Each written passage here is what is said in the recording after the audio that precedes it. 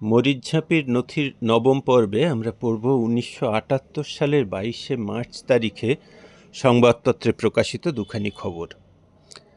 তার আগের কয়েক সপ্তাহে দণ্ডকারণ্য থেকে যেসব উদ্বাস্তু বাংলায় পৌঁছে গেছেন তাঁদের মধ্যে বেশিরভাগই ততদিনে রওনা হয়েছেন সুন্দরবনের পথে। অন্তত ২০,০০০ মানুষ অস্থায়ী আস্তানা গেড়েছেন হাসনাবাদে।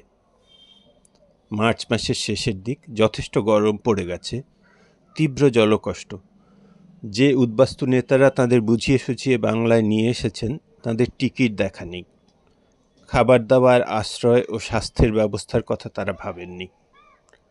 ভারত সেবাশ্রম সংঘ দিচ্ছে কিছু চিঁড়ে গুড়, টিউবওয়েল বসিয়ে দিচ্ছে সরকার, রাজ্য সরকারের স্বাস্থ্য দপ্তর থেকে ব্লিচিং পাউডার এবং টিকার ব্যবস্থা কিছু করা হচ্ছে, কিন্তু কলেরা শুরু হয়ে গেছে। কিছু কিছু মানুষ অলরেডি মরতে শুরু করেছে। মৃত্যু মিছিলের এই শুরু।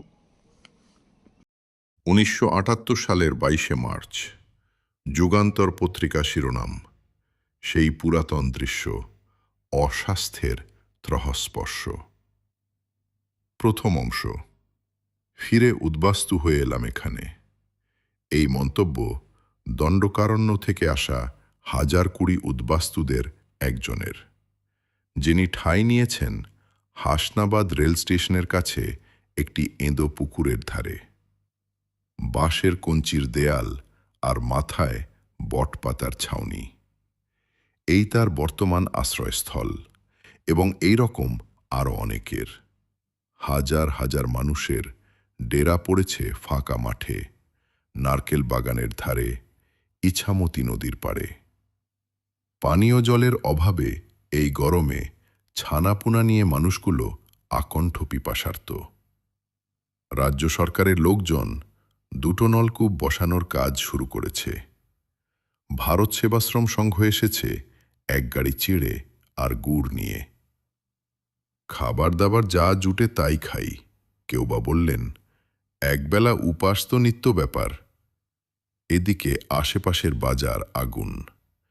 একে জিনিসপত্র উধাও, যাও বা মেলে দামে আকরা। হঠাৎ করে এতগুলো মানুষ এসে পড়েছে, খাবার দাবার তো তার সঙ্গে আসেনি। ফলে শুরুতেই পড়েছে খাবারের টান। কারো কারো আশঙ্কা, রেশন না দিলেই শুকায় মূর্তি হবে নে। এদিকে অস্বাস্থ্যের ত্রহস্পর্শ হয়ে গিয়েছে। অসুখ বিসুখ সর্বত্র ছড়িয়ে পড়ছে। ইতিমধ্যেই কলেরার কবলে পড়েছে বেশ কয়েক ঘর।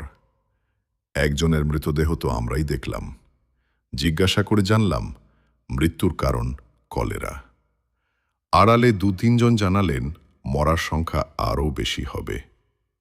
সত্যি মিথ্যে জানি নে, কে কার খবর রাখে। শুনেছিলাম মরেছে নাকি আরও জনা ৩ কলেরাতেই। চিকিৎসার ব্যবস্থা কিছু এখনো হয়নি।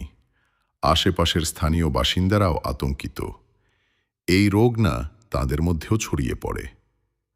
আমার প্রশ্নের জবাবে একজন বললেন, ডাক্তার দেখাতেই টাকা লাগে, টাকা পামু কই বাবু? এ কথা ঠিক, অনেকেই নিঃসম্বল। তারও একটা কারণ খুঁজে পাওয়া গেল প্রাক্তন খুলনাবাসী ফণীভূষণ ঢালির কথায়। তিনি বললেন, দণ্ডকারণ্য থেকে আসার পথে বিলাসপুর, রায়পুর, ভিলাই, বালেশ্বরে রেলকর্মীরা টিকিটের নাম করে যথা সর্বস্ব কেড়ে নিয়েছে।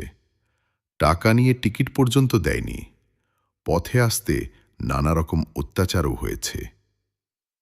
তা হঠাৎ দল বেঁধে চলে এলেন কেন? ফরিদপুরের শান্ত সরকার এর জবাব দিয়েছেন অল্প কথায়। বললেন, ৭০ সালে ফরিদপুর থেকে পশ্চিমবাংলায় এসে চালান হয়ে যায় দণ্ডকারণ্যে।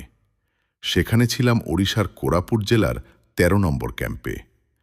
আমাকে যে জমি দেওয়া হলো তা চাষের অনুপযুক্ত, পাথুরে জমি। কোদাল চালালে কোদাল বেঁকে যায়, জমিতে দাগ পড়ে না। জলেরও অভাব। ৬ জনের পরিবার নিয়ে মরার দাখিল। বাধ্য হয়েই চলে আসতে হলো। একটু দম নিয়ে শান্ত সরকার বললেন, আমার মতোই অবস্থা আর সকলের। এখন কি হবে জানি না, তবে এটা ঠিক ওখানে আর ফিরে যাচ্ছি না। ওই ২২শে মার্চেই প্রথম পাতার আরেকটি ছোট্ট খবর, শিরোনাম, চলো সুন্দরবন। ডেটলাইন রায়পুর। সমাচার পত্রিকাকে উদ্ধৃত করে লেখা হচ্ছে, দণ্ডকারণ্য থেকে হাজার হাজার উদ্বাস্তু রায়পুর রেল স্টেশনে এসে জড়ো হচ্ছেন। তারা বলছেন, পশ্চিমবঙ্গের সুন্দরবনে নিয়ে না গেলে তারা রেল চলাচল বন্ধ করে দেবেন। এরা মালকানগিরি এবং দণ্ডকের অন্যান্য অঞ্চলের উদ্বাস্তু। এখন তারা বস্তার জেলায় সর্বত্র ছড়িয়ে পড়ছেন।